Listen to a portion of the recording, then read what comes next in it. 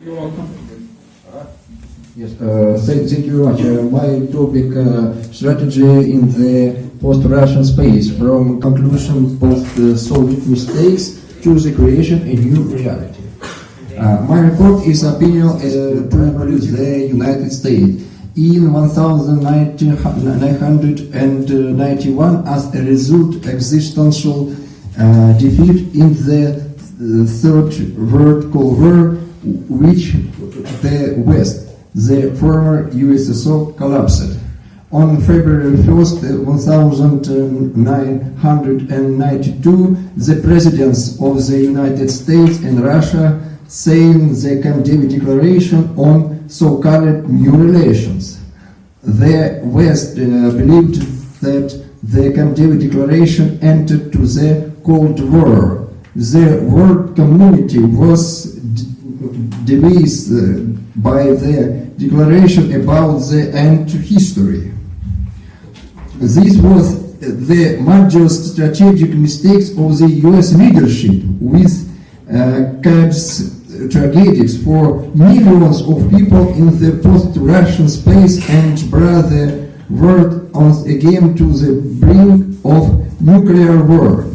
The entire history of relation between the US and so-called New Russia is a series of continuous strategic mistakes on the path of the United States. The Camp David Declaration became the basis for the preparation, planning, unleashing, and conduction by Moscow the Fourth World Hybrid War against the collective West, which began with seizure of Crimea on February 12, 2014 as an act of the historical revenge and geopolitical expansion for the defeat of the former Soviet Union in the Third World Cold War. Such a document could be seen only after the complete denuclearization of the post-Soviet space in the triumph of former Communist Party and the KGB, the illustration of former Soviet officials and intelligence officers, and establishment of a stable, legal, democratic regime. But Russia in democracy are incompatible. Historically, Russia is a fascist empire. For this reason, it will never be a democratic state. An instability legal democratic regime will be lead to the restoration of statehood of enslaved peoples in the Russian space and the disappearance of Russia. Russia subjected peoples will want. Why do they tolerate the diktat of Moscow, which is destroyed us? Let us restore our independence from Moscow and build our own states. That is exactly how it will happen. Some anti-Russian people, attention please, some anti-Russian people are opposed in the West by serious forces, basic by situation resources, both in the West and Moscow. These are agents, Moscow's intelligence services, the Kremlin's as full idiots, politicals, experts, and journalists who are unwilling to receive facts, evidence, and circumstances in accordance with reality, objective logic, and common sense. In contrast to the significantly serious forces of evil, the position on the necessity of the disclusion of Russian Federation should be impossible based on international law and realities. Therefore, this should be iced. Here are just 10 this. 1. The collective West and Russia are antagonists. The collective West is civilization. Russia is opposite, is anti-civilization. Historically, the collective West and Russia are existential enemies, and they cannot exist on the state political map of the world. The West's mistake is that the West did not allow Russia to disintegrate into several independent states in 1991, together with the former USSR. Perhaps Moscow, its historical borders, is a 16th century, can be a democratic state under the rule of law, but no Russia.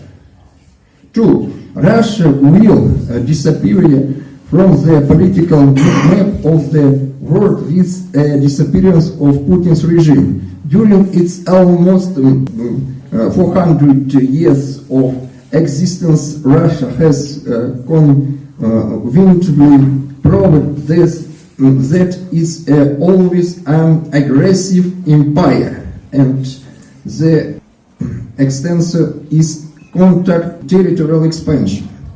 There is Russia, there are worse. There will be no Russia, there will be no worse. 3. Russia is constantly in imperialism, where for conquests foreign territories and enslaved people, both by military and non-military means, or disintegrates from de facto imperialist was stated by it. This is a great experience on the so-called Russian historical vicious circle. Russia has never been different, is the part and cannot be difference in future. 4. No nation whose state is will wishing the Russian Federation ever voluntarily by popular will attain neither Moscow, nor the Russian Empire, nor the USSR, nor the present Russia. This national we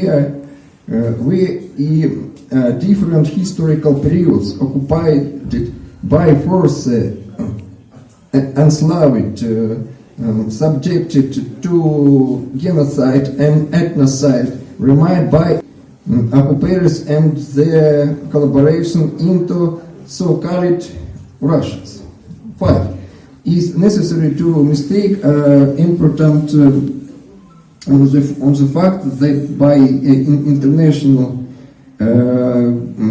crimes, Russia has created a huge number of precedents of impunity in the world. 6.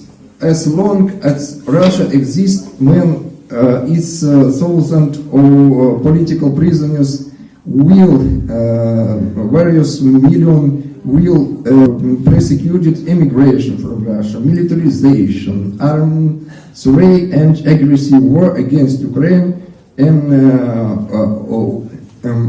real country. What are conditions under which the point of historical repetition of Russian fascism, revanchism and imperialism will come?